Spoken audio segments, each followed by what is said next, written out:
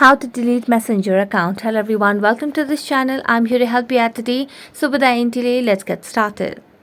So first of all, launch the messenger application on your device and make sure that you're logged into your account.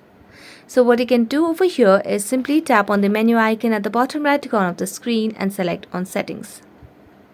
Now as you select on settings and you scroll down, you can see there's no direct option to delete your messenger account. What you can simply do is tap on see more in account center and simply delete your Facebook account as well. So when you delete your Facebook account, your messenger account gets deleted automatically.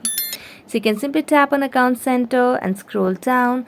Then you can simply tap on the option of personal details and then tap on account ownership and control. Tap on deactivation or deletion. Select on your profile over here and then you can simply tap on deactivate or delete. So since you want to delete, tap on delete account, tap on continue, and here you can simply tap on continue again, and here you just give any sort of reason over here and then tap on continue again, continue, and here you can simply just tap on continue yet again.